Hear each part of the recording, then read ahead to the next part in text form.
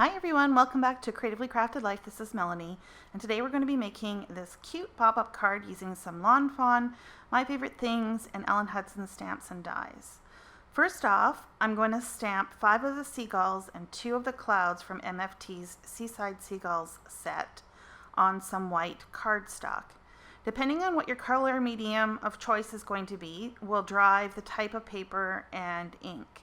So I'm going to be using some colored pencils, so I've chosen to use Hero Arts black ink for the images. Now pull out your die cutting machine of choice if you have access to the Lawn Fawn scalloped box card pop-up die. If you don't have the die, it is possible to create this card without dies. You just may have to do some trial and error to get the proportions correct. And to be honest, I'm sure someone has created a YouTube on how to do so. Now you'll want to cut 2 panels out of a sand colored cardstock. I'm using some of my Stampin' Up! Stash of Sahara sand, and to be efficient, on one of the passes I'm also cutting the larger rectangular die out of the same cardstock.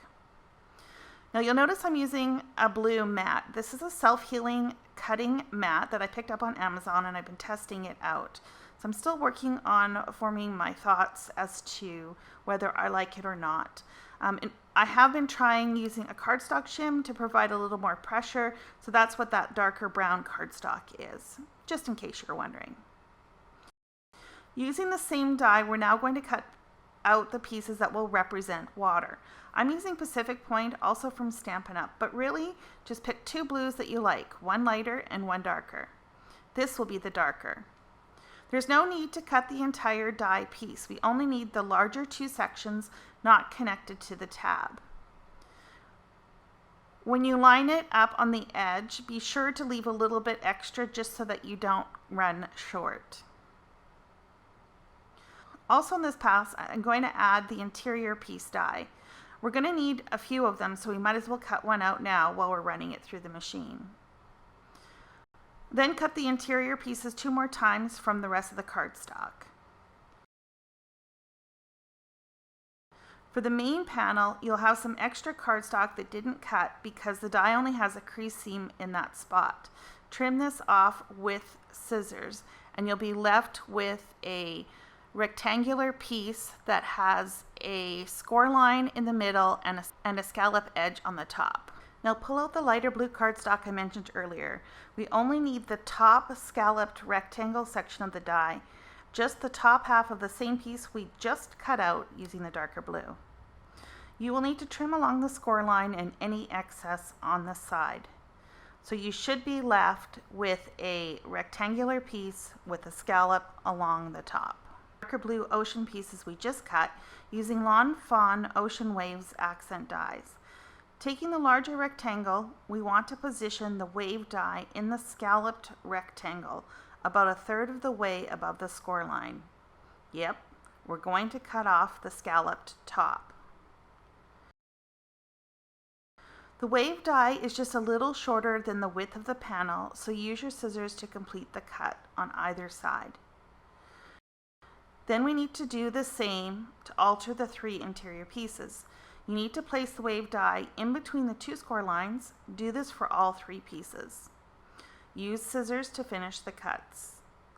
If you don't have the wave die, you can always freehand cut a wavy line along the top of each of the interior pieces. Time for a little more stamping.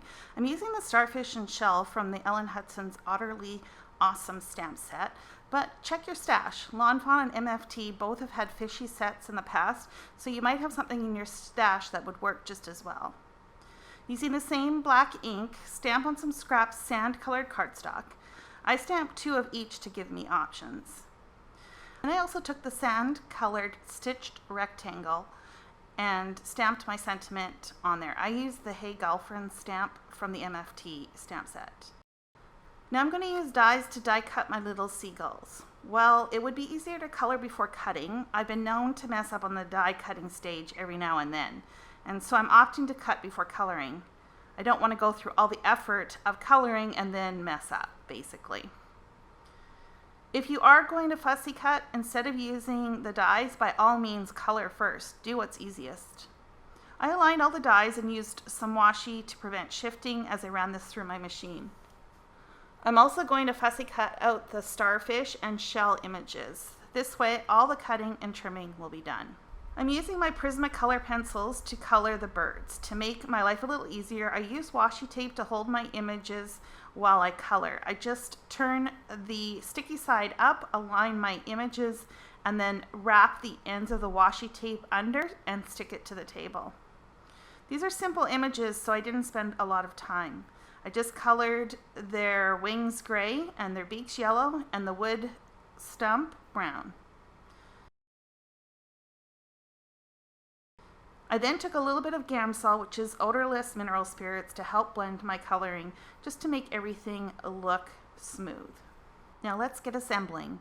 You'll need the 2 sand colored panels. On the first panel, with the tab on the right hand side, fold back both top rectangles along the crease.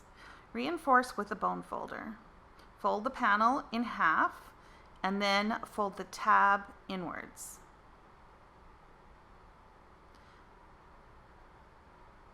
On the second panel, you do not want to fold the larger scalloped section back. Leave as is. Only fold back the smaller one. Fold the panel in half just like the first, and the same goes with the tab.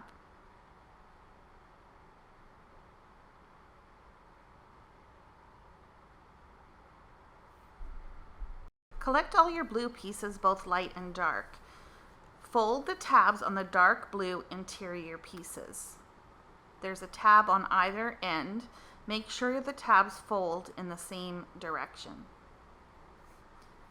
Using double-sided tape, add a piece along the top of the folded tabs of the interior pieces, as well as on the tabs of the larger sand-colored panels. I'm using 1/4 inch score tape. Using your adhesive choice, I'm using Tombow Tape Runner. Attach the light blue scalloped rectangle to the top of the non-folded scalloped rectangle section on the sand-colored panel. Then attach the 2 sand-colored panels together. It's easiest if everything is laying flat. Now apply adhesive to the dark blue panel. This will overlap the light blue piece already adhered, and that's okay. You'll want to test the folds now to make sure that it's going to fold easily. If you are getting resistance, you may want to trim a little off the dark blue piece along one edge to allow for easier folding. While this is still flat, it's time to attach the interior pieces along one edge. You want to make sure the scalloped edge is on the top, so oriented towards the light blue panel and the scalloped dark blue piece. I like to test it first and make sure it's going in the direction that I want it to go. And then glue on the left-hand side of the interior piece, which means you want to take off the backer from the bottom or the left-hand side of the interior piece, with the wave edge being considered the top. I place this fairly close to the score lines, kind of nestle it into the corner formed by the 2 score lines. I then take the second piece and remove the adhesive backing again on the left-hand side and attach near the opposite side of the panel and align it with the first one. And the third goes roughly in the middle. I then push all 3 pieces down or towards the left, depending on how you have this oriented in front of you, and remove the backing on the 3 tabs. Then it's just a simple matter of folding the second sand-colored panel over top. I like to hold the blue pieces in place and gradually press down to adhere the opposite side, connecting them. If you open it carefully, you'll see your box card starting to take shape. All that is left to create the base is to adhere the last tab, effectively closing the box.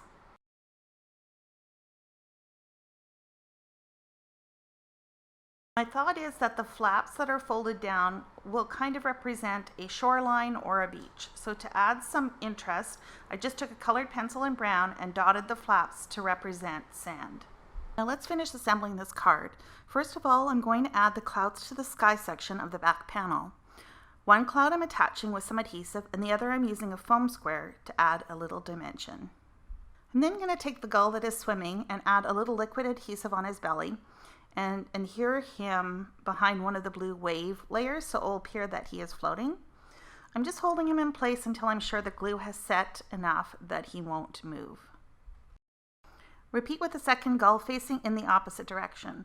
Remember, you don't need a lot of glue, so use it sparingly. Now to attach the gull standing on the stump. The same applies, just a little glue along the bottom of the stump and attach him to the front wave piece from behind. Add adhesive of choice to the stamp sentiment and attach that to the front flap panel.